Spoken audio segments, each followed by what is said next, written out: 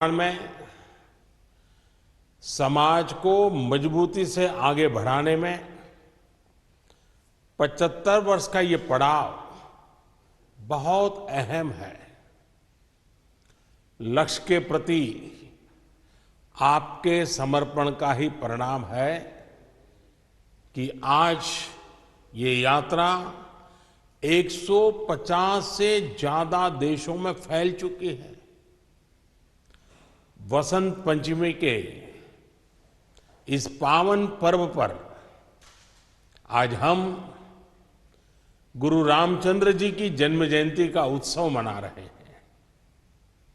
आप सभी को बधाई के साथ ही मैं बाबूजी को आदरपूर्वक श्रद्धांजलि अर्पित करता हूं। मैं आपकी अद्भुत यात्रा के साथ ही आपके नए मुख्यालय कान्हा शांतिवन के लिए भी बहुत बधाई देता हूं। मुझे बताया गया कि जहां पर कान्हा शांतिवनम बना है वह पहले एक बंजर जमीन थी। आपके उद्यम और समर्पण ने इस बंजर जमीन को कान्हा शांतिवनम में परिवर्तित कर दिया है।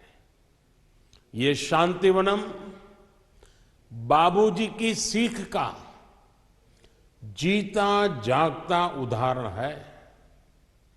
साथियों, आप सभी ने बाबूजी से मिली प्रेरणा को करीब से महसूस किया है। जीवन की सार्थकता प्राप्त करने के लिए उनके प्रयोग, मन की शांति को प्राप्त करने के लिए उनके प्रयास हम सभी के लिए बहुत बड़ी प्रेरणा है। आज के इस 2020 वाली दुनिया में गति पर बहुत जोर है। लोगों के पास समय की कमी है।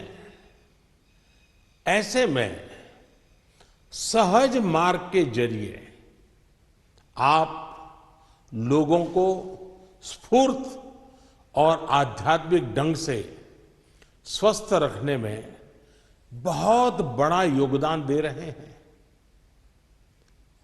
आपके हजारों वॉलंटियर्स और ट्रेनर्स पूरे विश्व को योग और ध्यान के कौशल से परिचित करा रहे हैं।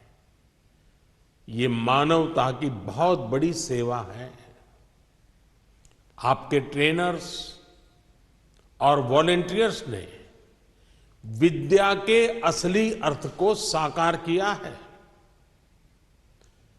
हमारे कमलेश जी तो ध्यान और आध्यात्म की दुनिया में दाजी के नाम से विख्यात है।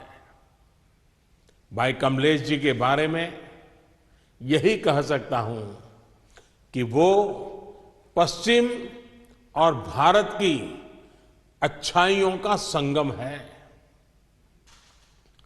आपके आध्यात्मिक नेतृत्व में श्री रामचंद्र मिशन पूरी दुनिया और खासकर युवाओं को स्वस्थ शरीर और स्वस्थ मन की तरफ प्रेरित कर रहा है। साथियों, आज विश्व भागम भाग वाली जीवन शैली से उपजी अनेक बीमारियों से लेकर महामारी और अवसाद से लेकर आतंकवाद तक की परेशानियों से जूझ रहा है। ऐसी स्थिति में सहज मार्ग, हार्टफुलनेस, ये कार्यक्रम और योग विश्व के लिए आशा की किरण की तरह है। हाल के दिनों में आम जिंदगी की छोटी छोटी सतर्कता से कैसे बड़े संकटों से पार पाया जाता है, इसका उदाहरण पूरी दुनिया ने देखा है। हम सभी इस बात के भी साक्षी हैं कि कैसे 130 करोड़ भारतीयों की सतर्कता कोरोना की लड़ाई में दुनिया के लिए मिसाल बन गई। इस लड़ाई में हमारे घरों में सिखाई गई बातें, आदतें और योग आयुर्वेद ने भी बहुत बड़ी भूमिका निभाई है। इस महामारी की शुरुआत भारत की स्थिति को लेकर पूरी दुनिया चिंतित थी, लेकिन आज कोरोना से भारत की लड़ाई दुनिया भर को प्रेरित कर रही है। Friends, India is following a human centric approach to furthering global good. This human-centric approach is based on a healthy, balanced, welfare, well-being, wealth. In the last 6 years, India has undertaken among the world's largest public welfare program in the world. These efforts are aimed at giving the poor a life of dignity and opportunity. From universal sanitation coverage to social welfare schemes, from smoke-free kitchens to banking the unbanked, from access to technology to housing for all. India's public welfare schemes have touched many lives. Even before the global pandemic came, our nation had increased the focus on wellness. Friends, our idea of wellness goes beyond merely curing a disease. There has been extensive work on preventive health care.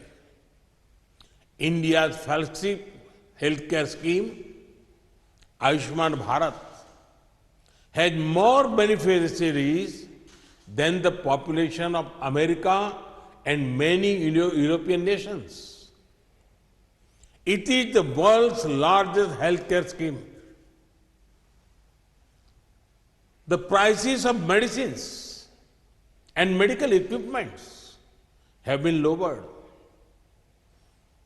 The popularity of yoga is known to you all. This importance to wellness is aimed at ensuring our youth stay fit and they do not have to deal with lifestyle-related disease. When the world needed medicines for COVID-19, India is proud to have sent them all over. Now, India is playing a central role in global vaccination.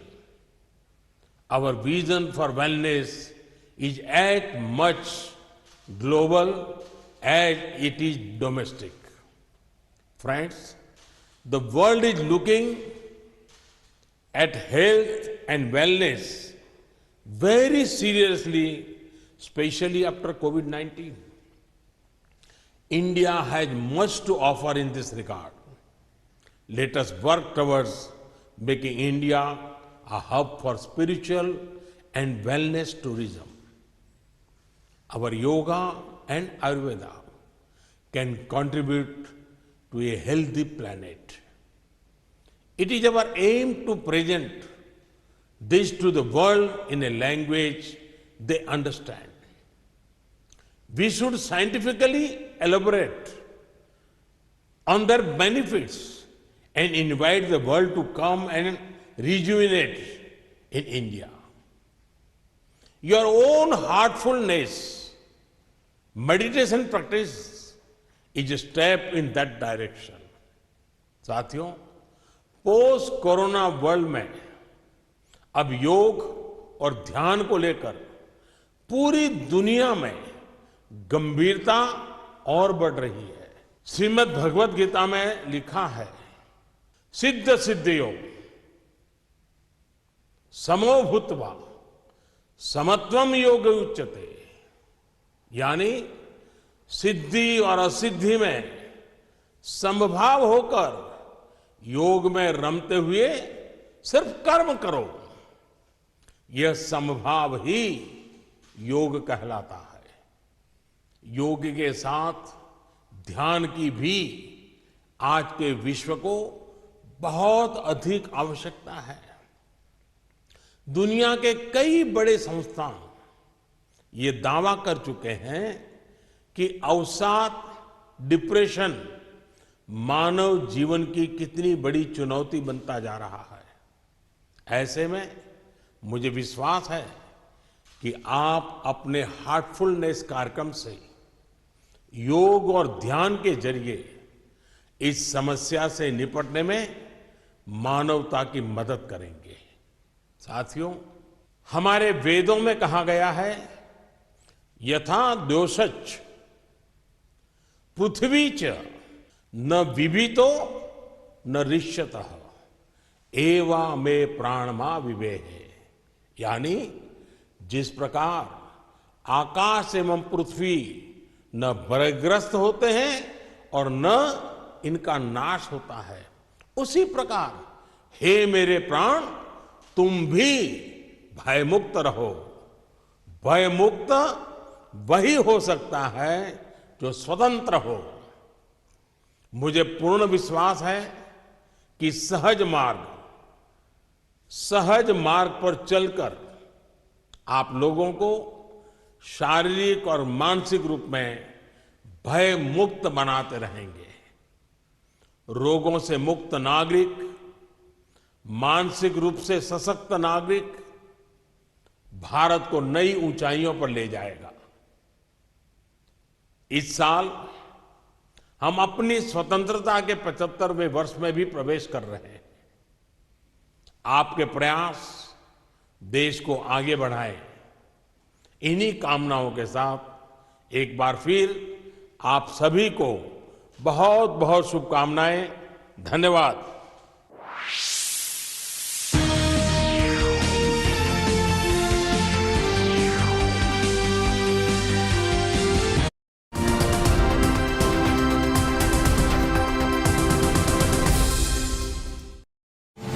Defeat coronavirus. Let us always remember